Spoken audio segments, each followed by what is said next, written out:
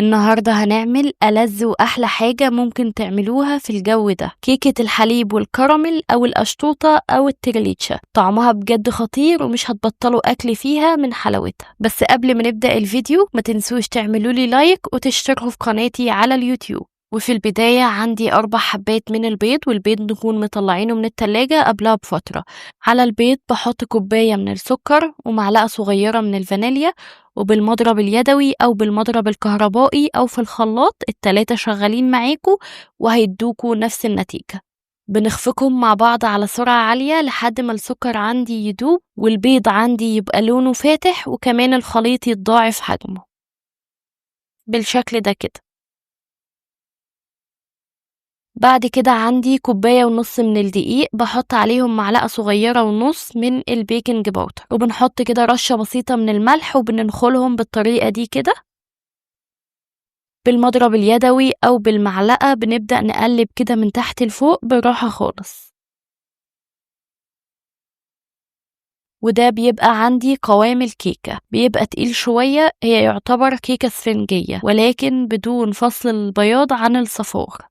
وبرضو لو حسيتوا ان الخليط معاكوا تقيل بزيادة، وده بيرجع لنوع الدقيق اللي انتوا مستخدمينه، فهنحط كده حوالي 2 معلقة كبار من الحليب ونقلب تاني لحد ما الخليط بيظبط معانا وبيبقى بالشكل ده.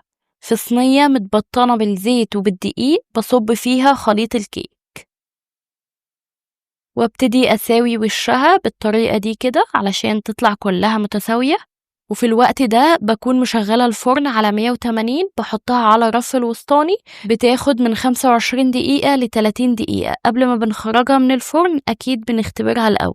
وفي الوقت ده بنعمل صوص الكراميل. في كسرولة على نار متوسطة بحط 1 كوباية من السكر، وابتدي استنى على السكر لحد ما يسيح كده من الجناب ومن تحت، وبنبتدي بقى نقلبه من تحت لفوق كده لحد ما كل السكر اللي عندي يدوب تماما. أهم حاجة النار تكون عندي متوسطة وأقل شوية علشان الكراميل ما يتحرقش معايا بسهولة. وبعد لما بنوصل للون الحلو ده والسكر عندي يدوب تماما، عندي بقى مكعبين من الزبدة بضيفهم كده وافضل أقلب لحد ما الزبدة عندي تدوب. بعد كده بنزل عليهم بكوباية من الحليب، وما بنزلش بيها مرة واحدة، بحط شوية بشوية كده وأقلب علشان السكر عندي ما يتكتلش ويعمل لي كتل كده، هيبقى صعب ان انا افكها بعد كده. بنفضل نضيف كده شوية بشوية لحد ما بنخلص الكمية.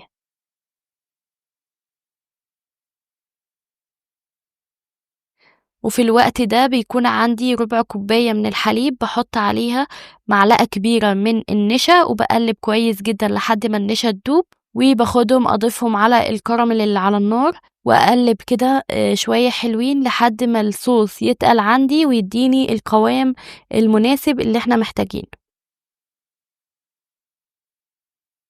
وهنا لو لقيتوا الصوص مخرز شوية ممكن تضربوه في الخلاط أو بالهاند بلندر لحد ما ينعم معانا ويدينا القوام الجميل ده.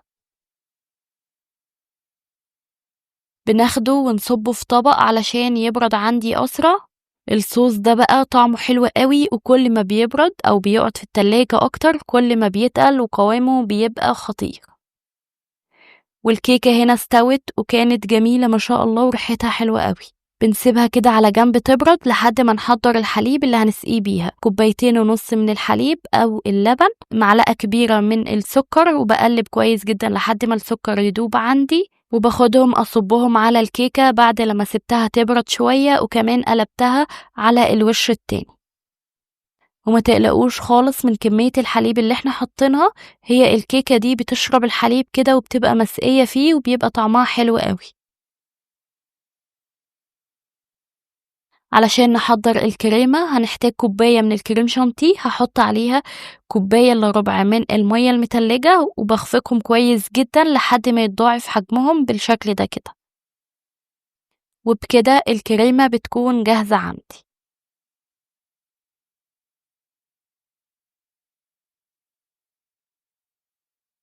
باخدها على طول وانزل بيها على الكيكة، والكيكة عندي لازم تكون بردت تماما علشان الكريمة ما تسحش عليها. بالمعلقة نفردها كويس جدا ونساوي وشها كده.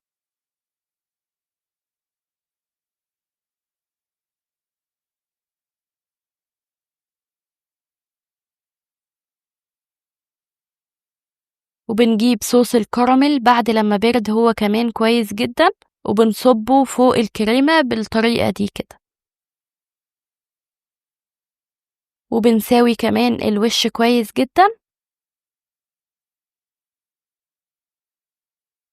واخر حاجة بنكون سايبين معلقتين من الكريمة، بنحطهم في كيس حلواني وبنعمل بيهم خطوط كده على الوش.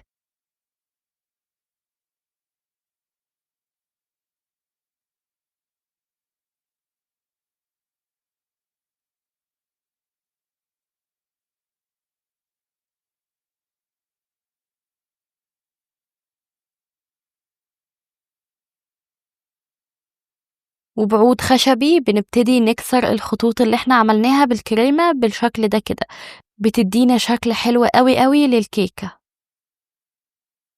وبعد لما بنخلص بناخد الصينية الحلوة بتاعتنا دي ونحطها في التلاجة أو في الفريزر، يعني شوية حلوين كده لحد ما النكهات كلها تاخد من طعم بعض.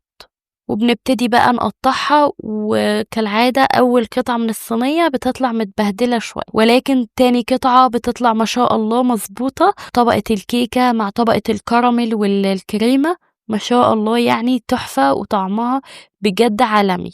لو لسه بتشتروها من برا جربوها في البيت وهتطلع معاكو مظبوطة من أول مرة. ما شاء الله الكيكة دي كل طبقة فيها لايقة على بعض، الكيك المسقي في الحليب مع الكراميل مع الكريمة كلها كده طعمها بجد حلوة قوي، ومش هتبطلوا أكل فيها. جربوها وهستنى رأيكم.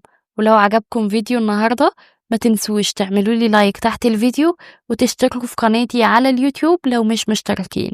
مع السلامة يا حلوين.